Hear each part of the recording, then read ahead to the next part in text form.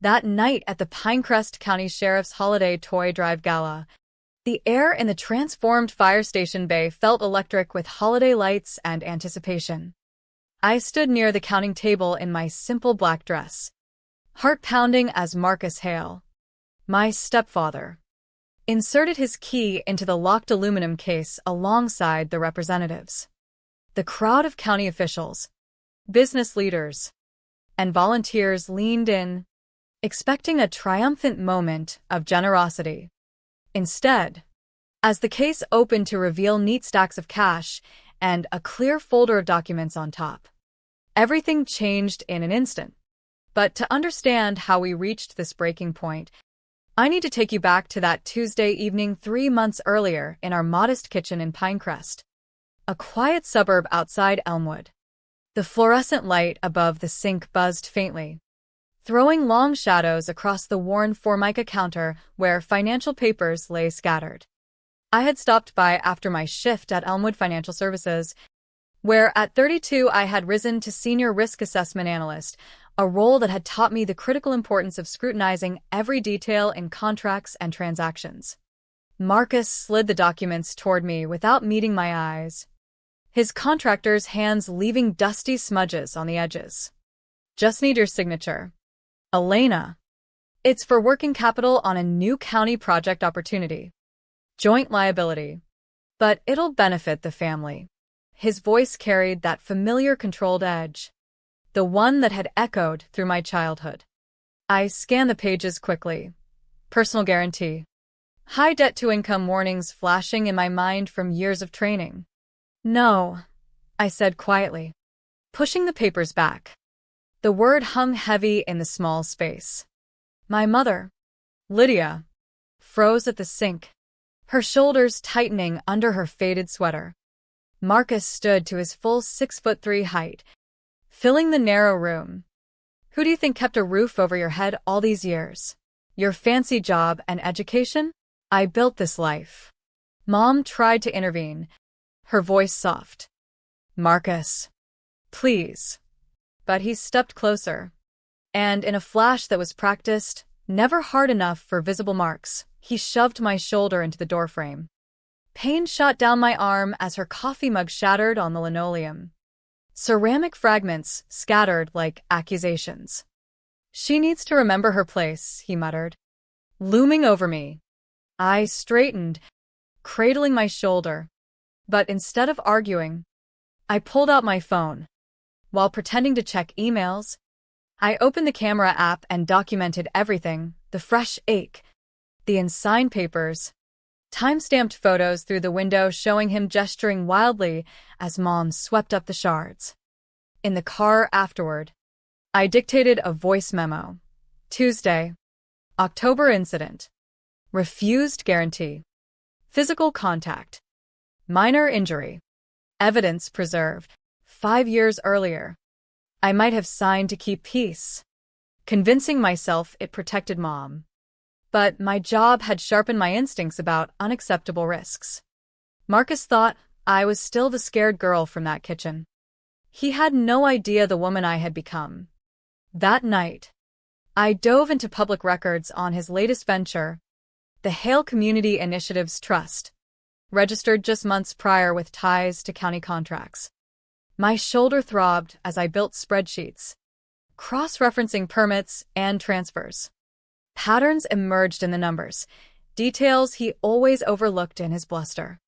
3 weeks later, at my bank branch, the manager frowned at her screen. "There's an authorization on file for the Hale Trust from 2017. Your signature." My blood ran cold. I had never signed anything for it. The printed copy showed a forged version matching my old apartment lease loop on the perfectly. Back at work, our compliance specialist examined it under her lamp. Methodical. "He kept scans of your old documents. We traced the flows. Money entering the trust, pausing 48 hours, then routing to the Sheriff's Holiday Toy Drive, the county's premier charity providing gifts for over 3,000 children annually. It wasn't outright theft but a float scheme, borrowing against charity funds for his projects and repaying before audits. The forged signature elevated it to wire fraud. The volunteers, retired accountant Mr. Harlan running books on outdated software. Precise coordinator Mrs. Patel, trusted reputations above all in our tight-knit community. We have to protect the drive, I told her. Can't let the scandal destroy the charity itself. She connected me with pro bono attorney Serena Klein, who volunteered with the organization and had long advocated stronger controls. Over coffee, Serena reviewed my files. Serious. Tax-exempt status at risk if mishandled. We strategized. The upcoming black tie gala in 6 weeks, where Marcus always played philanthropist as logistics coordinator. Implement real-time audits. Wet signatures for large transactions. Lure him with an anonymous donor dropping exactly $215,000, the precise amount of my late grandmother's trust fund Marcus had once mocked me for wasting on education. Poetic. And I had rebuilt it through careful investments. Serena agreed to loop in Mr. Harlan for protocols. I handed over the flash drive with metadata. Layer data proving digital forgery. As I drove home, phantom pain twinged in my shoulder. This time, no documentation needed. The trap was set. I had become the anonymous benefactor with an agenda. The money flowed discreetly over 2 weeks, structured into smaller transfers under reporting thresholds from various LLCs I had quietly established. The toy drive's anonymous protocols were lax, prioritizing children's joy over donor scrutiny. Mr. Harlan noticed the pattern first during a secure video audit call I observed anonymously. These donations arrive like clockwork, same amounts, varied sources, precise timing, almost testing our systems. Serena stayed neutral. Perhaps time for those new controls we discussed, real-time verification, wet signatures over 5,000 before the gala. Mr. Harlan hesitated but agreed, especially with my pixelated interjection emphasizing public events risks. The protocols activated immediately, requiring physical documentation and verification. Mom called that Thursday, voice weary from managing Marcus's tensions. Dishes clinked in the background, her stress-cleaning ritual. He's under pressure coordinating the toy drive. Elena mentioned you haven't returned those papers. I kept my tone even while pulling up the volunteer roster confirming his role. He's building something for us, she pleaded. Silence followed my reminder of the kitchen shove. Don't make trouble now. The town sees him as a pillar. Her words stung. Vindictive or just, after hanging up, I reviewed transaction logs with Serena, 3 more vendor withdrawals to shell companies yesterday. He was getting sloppy, nervous about the gala, or overconfident.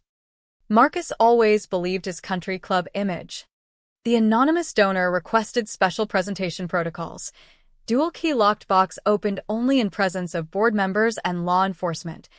Immediate counting with sequential serial documentation. IRS compliance demanded it. New rules enforced it. Marcus pushed back initially on slowing generosity but relented when the sheriff endorsed transparency. Tuesday before the gala, Mom hosted family dinner with her good china. Marcus boomed welcomes. Carving roast. Big week ahead. Anonymous donor wants specific protocols. Thought your expertise might help review compliance. The trap was obvious. He fished for loopholes, suspecting connections. I declined mildly, praising Mr. Harlan's thoroughness. His jaw tightened. Mom steered conversation to my work, but Marcus excused himself early. Later, at my car, she whispered, "He's trying. This means everything to him." I touched her shoulder. After the gala, things might change. She stepped back. Whatever you're planning, don't. We've built a life. Don't take that away. Her meaning was clear. Don't take my illusion away. That night, I finalized instructions via the intermediary law firm. The box would contain cash plus the forged documents as authentication. Marcus would handle as coordinator. I selected the black dress, elegant, forgettable for blending until the moment. 3 days until the gala. 3 days until truth spilled. I reflected on Mom's plea but reaffirmed my promise. I wouldn't destroy her life. Just return what was stolen and let his reputation collapse under its weight. Pride had always been his weakness. The Pinecrest Fire Department base sparkled with blue-white lights, toy-laden trees, and a stage for announcements. I arrived early, helping adjust tablecloths as just another volunteer in my black dress. Mr. Harlan spotted me. Didn't expect you. Marcus insisted family attend. Donor wants volunteers' families present. Strange requirement.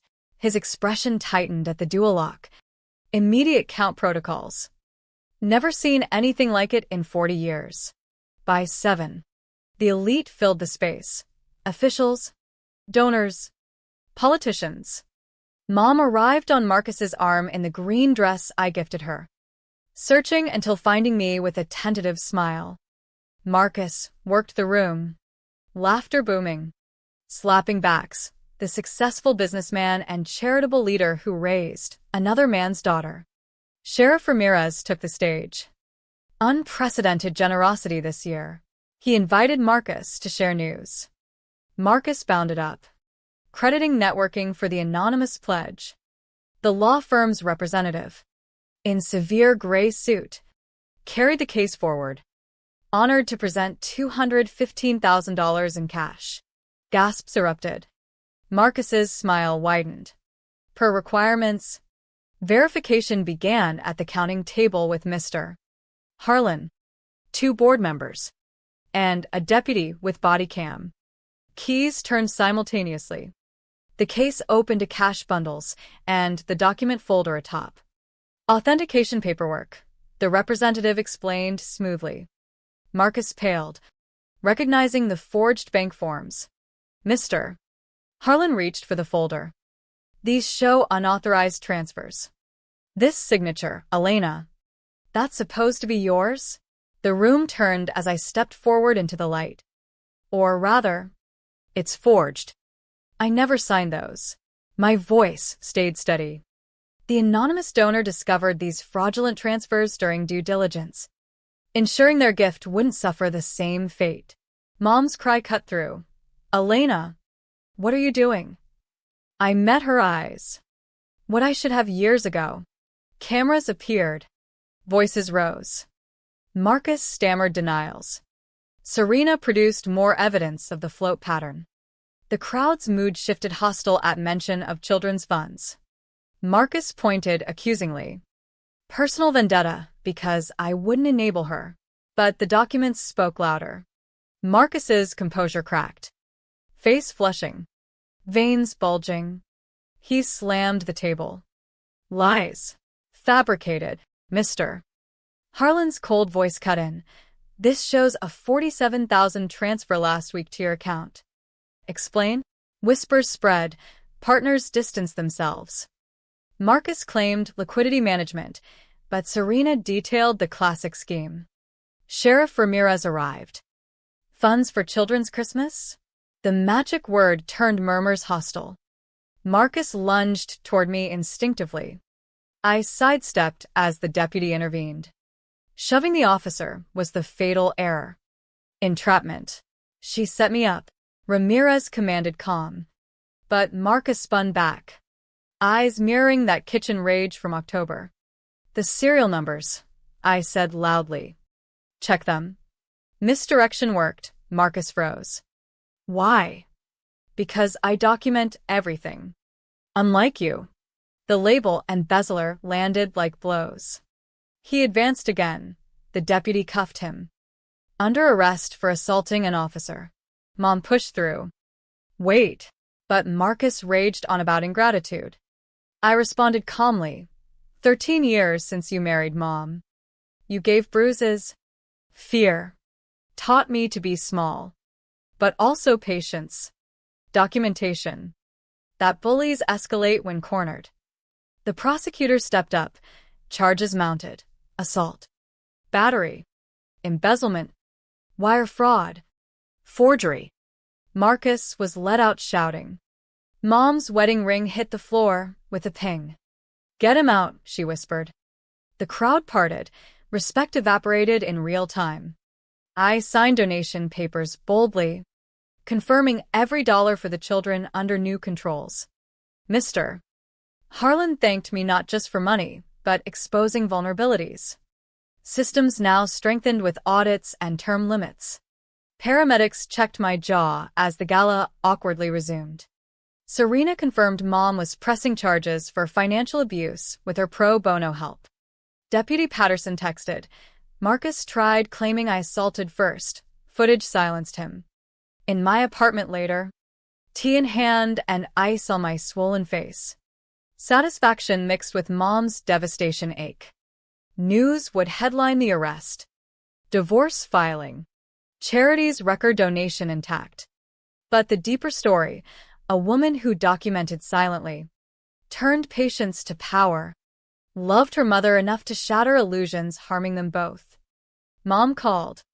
Dalia says testifying on coercion strengthens your case. You don't have to. Yes. I do. I should have protected you. Her voice cracked. Tonight you protected everyone. Something thawed in my chest. It's over. He can't hurt us. We breathed together across the distance he created. Tomorrow brought statements. Court. Headlines. But tonight, quiet beginnings emerged. The toy drive thrived transparently. Children got joy untouchable by men like Marcus. I transferred remaining rebuilt funds to an ironclad trust for ongoing support. Best revenge, ensuring no child's holiday depended on whims of manipulators. Patient planning triumphed over violent temper every time. Yet the question lingers. In seeking justice, how much family do we lose?